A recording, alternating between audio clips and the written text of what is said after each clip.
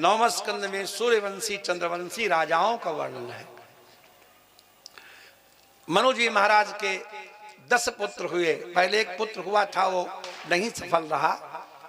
इक्ष्वाकु, नृग, सरियाती, दिष्ट, धृष्ट, करूषक, नरिष्यंत, प्रसद, नभग और कवि। इनमें 7 का वंश विशेष नहीं चला। 8वें सरियाती थे। आपने नाम सुना होगा सुकन्या। इसने राजा सरियाती के साथ वन में कीड़ा की और सखियों के साथ जाकर के मिट्टी के ढेर को देखा। वहां महात्मा जी बैठे थे अंदर, उनके नेत्रों में कांटे डाल दिए। वो च्यवन ऋषि थे, अंधे हो गए। तब उनकी प्रसन्नता के लिए राजा ने सुकन्या का दान उन्हीं को कर दिया। वृद्ध संत को सुकन्या ब्याह दी। सुकन्या ने उनकी सेवा की। अश्विनी कुमार प्रसन्न हुए। औषधियों के कुंड में उनको स्नान कराया। वो युवक बन गए और यौवन स्थिर रखने के लिए एक बड़ा सुंदर एक अवलेख बना कर दिया। उसको च्यवन ऋषि ने सबसे पहले खाया, इसलिए उसका नाम ही पड़ गया च्यवनप्राश। आज भी खाया जाता है। बोलो राधे राधे। सबसे पहले अश्विनी कुमारों ने दिया था च्यवन ऋषि को। इसके बदले अश्विनी कुमारों को उन्होंने यज्ञ में भाग दिया। 9वें पुत्र थे नभग। नभग के पुत्र थे नाभाग। नाभाग के पुत्र हुए अम्बरीश। अम्बरीश जो थे वो बड़े भगवत भक्त थे। एकादशी के व्रत के संबंध में दुर्वासा से उनका कुछ बैर सा हो गया। अंत में चक्र नारायण ने दुर्वासा को बता दिया कि इसका प्रभाव क्या है। उन्हीं की शरण में आए थे। 10वें पुत्र थे इक्ष्वाकु। इक्ष्वाकु के पुत्र थे ससाद। ससाद के पुत्र हुए पुरंजय। पुरंजय के वंश में हुए मानधाता। मानधाता के 100 पत्नियां थीं। मानधाता के पिता युवनाश के 100 पत्नियां थीं। मानधाता के 3 पुत्र हुए, मुचकुंद, पुरकुत्स और अम्बरीश। एक और अम्बरीश हैं दूसरे। पुरकुत्स के पुत्र हुए त्रसदस्यु। त्रसदस्यु के पुत्र हुए हरियस्व। हरियस्व के पुत्र थे अनरण्य।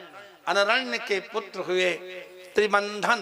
त्रिबंधन के पुत्र थे सत्यव्रत। सत्यव्रत के पुत्र हुए थे त्रिशंकु।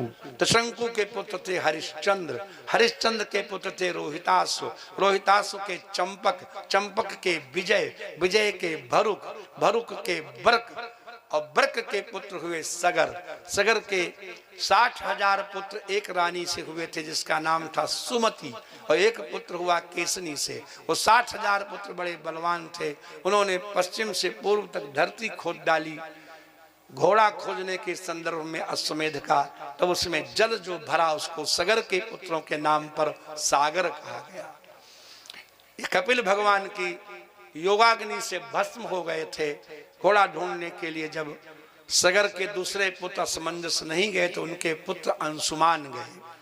अंशुमान ने घोड़ा ला करके पितामह को दे दिया। कपिल भगवान ने कहा तुम्हारे ये पितर यहाँ भस्म हो गए हैं, गंगाम भोर हंति ने तरत, गंगा जल से इनका कल्याण होगा। तब गंगा जी यहाँ नहीं थी। गंगा लाने के लिए अंशुमान ने तपस्ते पे गंगा नयन काम्यया, गंगा जी प्रसन्न नहीं हुई, अधूरे ही उनकी इच्छा रह गई। तब उनके पुत्र दिलीप ने कुछ दिन राज्य किया और फिर उन्होंने तप किया, गंगा फिर भी प्रसन्न नहीं हुई। तब उन्होंने अपने पुत्र भगीरथ को मरते समय कहा तुम भी प्रयास करना। जब भगीरथ ने ऊर्ध्वबाहु होकर तपस्या की तो भगवती भागीरथी प्रकट हो गई और भगीरथ से कहा हमारे वेग को कैसे तुम धारण करोगे, मैं ऊपर से आऊंगी। भगीरथ ने कहा धार स्थिते भारम रुद्रस्त्वात्मा शरीरिणाम, आपके वेग को भगवान शिव धारण करेंगे। शिव जी की आराधना की, शिव जी ने धारण किया, 1 वर्ष तक रखा जटा में, 3 धाराओं में प्रकट हो गई। गंगा का एक नाम है त्रिपथगा। एक धारा द्युलोक में गई उसका नाम है मंदाकिनी, एक 2 धारा पाताल में गई उसका नाम है भोगवती, एक धारा पृथ्वी पर बही इसका नाम है गंगा। मंदाकिनी ति दिवि भोगवती ति चाधो, गंगे ति चेह चरणाम्ब पुनाति विश्वम, विश्व को पवित्र करती है। उसी गंगा के जलस्पर्श से सगर के पुत्र पवित्र हो गए। साक्षात जो लोग स्नान करेंगे भजन करेंगे उनको क्या नहीं देगी गंगा। इन्हीं भगीरथ के पुत्र थे श्रुत, श्रुत के पुत्र थे नाभ, नाभ के पुत्र थे अयुतायु, अयुतायु के पुत्र थे सिंधुद्यूप, सिंधुद्यूप के पुत्र थे ऋतुपर्ण, ऋतुपर्ण के सुदास, सुदास के अस्मक, अस्मक के मूलक, मूलक के दशरथ, दशरथ के ऐडविड, ऐडविड के विश्वसा, विश्वसा के खट्वांग, खट्वांग के दीर्घबाहु, दीर्घबाहु के प्रथुस्रवा, प्रथुस्रवा के दिलीप, दिलीप के रघु, रघु के अज, अज के दशरथ दोबारा हुए और उनके घर में साक्षात नारायण राघवेंद्र सरकार प्रकट हुए थे। बोलिए राजा रामचंद्र की। भगवान राघवेंद्र सरकार ने 13,000 वर्ष तक इस पृथ्वी पर राज्य किया। उसके बाद अपने प्रजा के सहित निज धाम पधारे।